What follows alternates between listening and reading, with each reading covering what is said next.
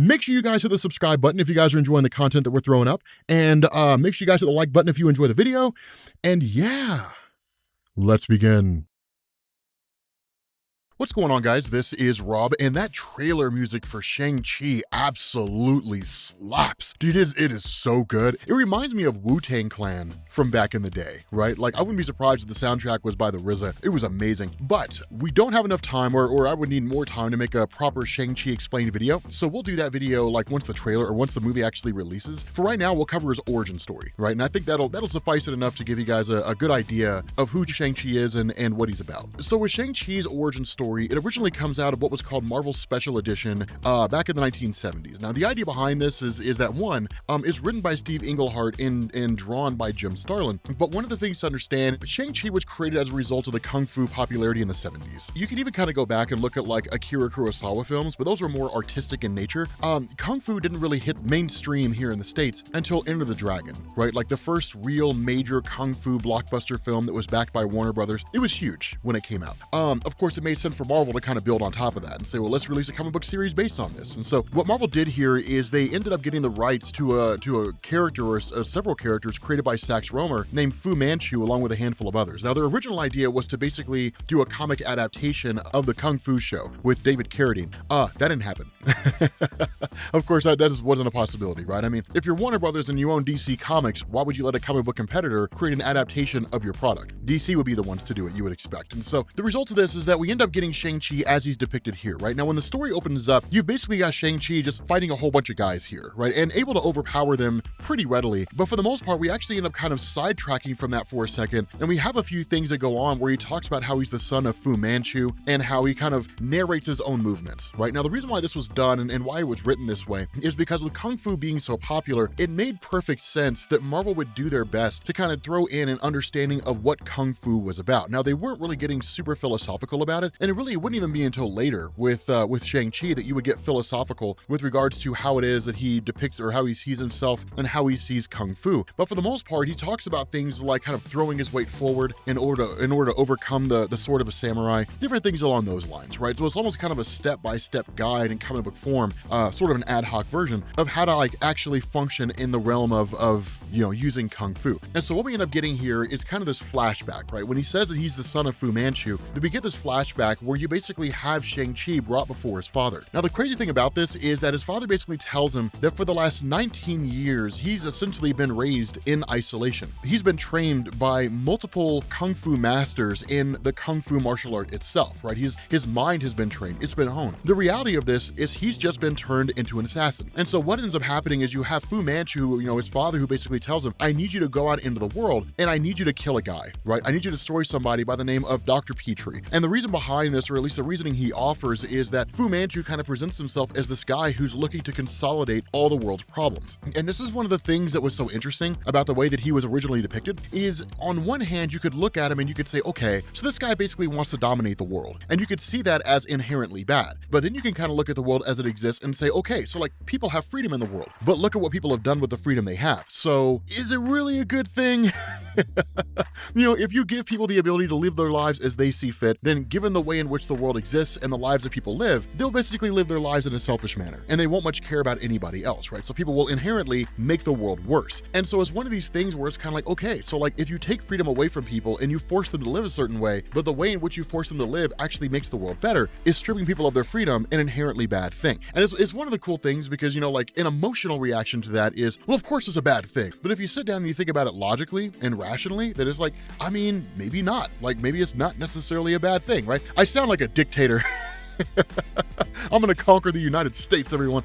But nonetheless, the way this is done is because of the training of Shang-Chi and because he was kept in isolation, there's really no external influences there. So there wasn't really anybody to kind of curtail this philosophy that his father had and introduce the notion that his dad might be wrong. And so what you end up having is him basically traveling to the location of Dr. Petrie and then going after this guy, right, with the intention of killing him. Now, here's an important thing to understand. Pretty much everybody you see in this story, aside from Shang-Chi, are all all Sax Rohmer characters. And the reason why that matters is once Marvel lost the rights to Sax Rohmer's pulp characters, all this is gone, right? Like every single bit of it's gone, right? It's basically just Shang-Chi and whatever characters Marvel created to fit into this story that Marvel also owned the rights to. And so that's why you saw this huge paradigm shift in how Shang-Chi was depicted in Marvel Comics after the rights of Fu Manchu were removed. And that's why you go into the further stories, you go into Secret Avengers in 2006, 2010, where you basically end up getting like this whole retcon where with Fu Manchu's character and it all gets changed and he was never really Fu Manchu. It was just an alias, by Xing Zhu and that kind of a thing. So it gets a little wild. But the important thing here is that you basically have him going into this room and he almost kind of muses this idea of saying like, this guy's so old and feeble, right? Like, why would I take this guy out? Like, what's the point of this? But then the notion that he follows his father's instructions because essentially his father knows best, he in turn just says, okay, I'll do what I have to, and kills this 90-year-old man in his sleep with like a karate chop, right? He's just like, BAM!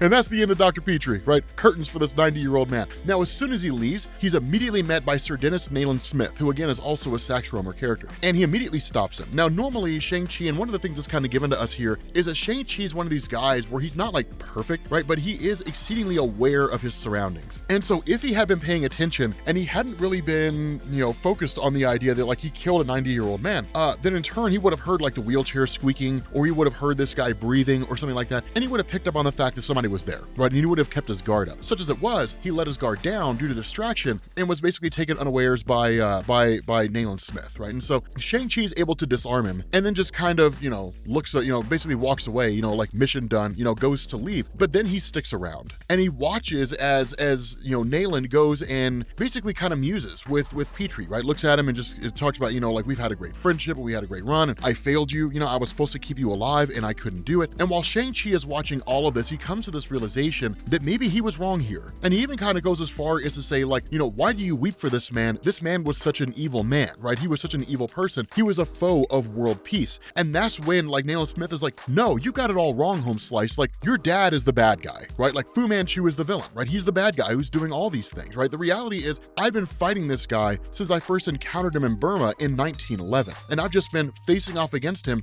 over and over and over again in all the various forces that he has at his disposal, right? The Seafan assassins, the whole 9 yards. And it's one of these things where he talks about how Fu Manchu had basically discovered this elixir that has essentially granted him vitality and has actually even made him younger as time has gone on. Now, one thing to understand, in Marvel Comics, you do have a lot of those. You do have a lot of instances where somebody will take some kind of a formula or a substance that will seemingly keep them youthful for an incredibly long amount of time. With somebody like Wolverine, for example, his healing factor is not permanent, right? In the sense that if he never had adamantium bonded to his body and his healing factor was never on this constant, quest to cure him, quote unquote, of the adamantium, if that was never the issue, Wolverine would live for thousands of years, but eventually he would die of old age, right? He's not like Deadpool, where his healing factor is just insanely powerful and it'll last forever. Like Wolverine ages, he just ages much, much slower than anybody else does. At the same time, you have like Nick Fury, right? The old school white guy Nick Fury, who took what was called the Infinity Formula, which basically granted him like eternal youth until he eventually lost it, until he ran out of the formula. We learned that in Original Sin, and all the youthful depictions of himself you'd been seeing in Marvel Comics were just robots, life model decoys. Steve Rogers, of course, has a super soldier serum, and he had that until he lost it to the Iron Nail in Rick Remender's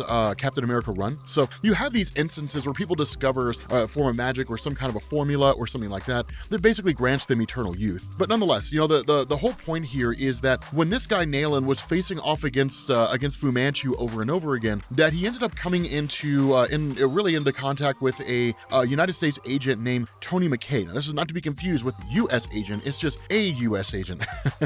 but Tony McKay was basically killed, right? This guy was killed in front of Nayland, and then in turn, Nayland had he was basically met by the Sumo who worked for Fu Manchu, and that the Sumo was quoted as being this guy who could basically crush bones to paste, and that's exactly what he did with Nayland. Like he literally crushed the bones in his legs all the way down to paste, to where there was basically nothing left. Presumably they healed, but they healed in like a hardened position. But nonetheless, when Shang-Chi realizes that his father's the guy who's behind all this, he realizes his father's a bad guy, right? He realizes his father's a villain. And so, of course, he ends up kind of going back and confronting his mother. And then he kind of asks her, like, are the stories about my father true? And she's like, I mean, basically, yeah, like your dad's a dick, like your dad's a bad guy. And when the question's asked, like, why would you as an American woman marry a man like this? What she establishes is that she couldn't really love him, but she did hunger for the power that he had, right? She wanted the power that he possessed. She wanted to transmit that power to a child of hers. She wanted to have a son who would be a king. Now, the crazy thing about this is that if you go back and you read the old letters pages, women were pissed when this happened. They were mad as hell. What few women were reading comics anyway, because it depicted women as kind of being this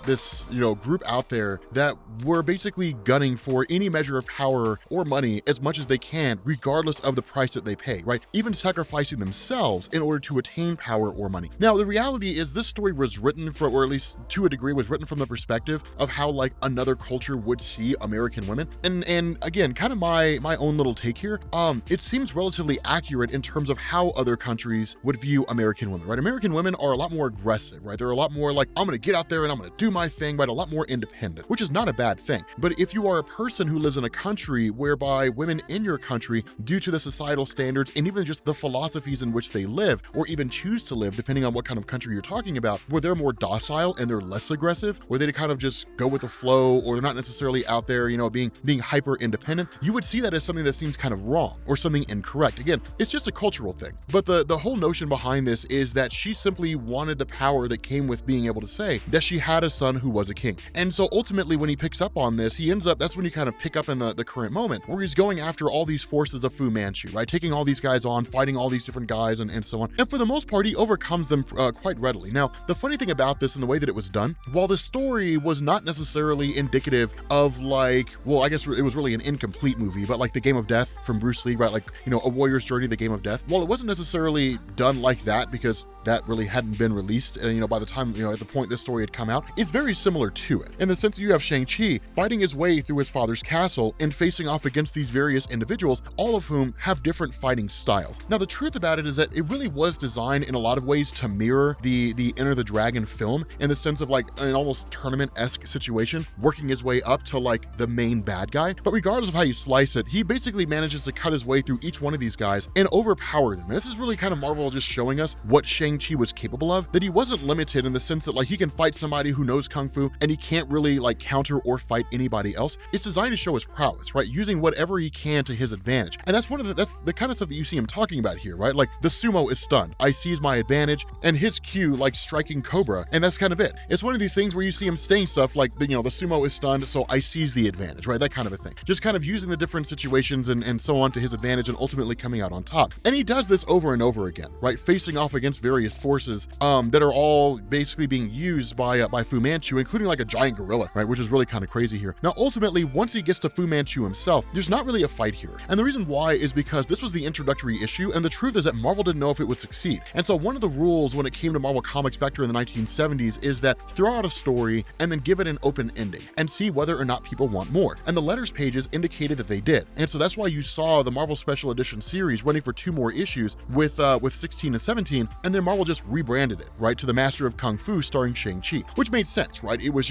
literally just a series of reprints. That's all Marvel Special Edition was. For issues 1 through 14, they just reprinted old stories. And then Shang-Chi was when they introduced a new character. And when they realized it was successful, they were like, whatever, man, keep it going, right? We'll just turn it into Shang-Chi's story. I mean, we're not really doing anything else of any meaningful value with the comics, so just make it his. And so you kind of have this conversation that Shang-Chi has with his dad, where he asks him, like, is it true, right? Like, are you really, in this for like world domination? Are you really a bad guy? And it's one of the things where he kind of presents this interesting philosophical idea. He's like, yeah, but again, like people are using freedom to basically make the world worse, right? Like there's constant wars, different things like that. So yeah, like I'm looking to rebuild and to basically conquer the world and to turn it into an empire that exists under me, right? That is run entirely by me. Now, this is when you start to get into the delusion of the narcissist, because it's this philosophy of I'm the only one who can make the world a better place. Nobody can make it better except for me, or only my ideas can make the world better. That's a narcissistic philosophy, right? The belief that you and you alone are the only person capable of making the world better, right? And that if people don't listen to your ideas, then they're doing it wrong, right? Like that's just narcissism, just good old-fashioned narcissism, which of course his father has. I mean, he's a bad guy, right? Who believes in conquering the world in order to make it in his image. And that's when Shang-Chi's kind of like, you're crazy, right? Like that's never going to happen. But again, you don't really get a full-on fight here. Instead, what you have is you have his father who basically tells him, like, if that's how you're going to be and you're going to stand against me, that's fine. Leave my lair in peace and respect, but never ever attempt to believe that you can somehow come back into my good graces. You are out of here now. And understand, like from this point going forward, you will forever be my enemy. And I will take every single force that I have at my disposal and I will direct it towards destroying you. And that was really just the future of the Shang-Chi stories, right? Going throughout the entirety of the Master of Kung Fu run until you got to issue 118 when Fu Manchu died,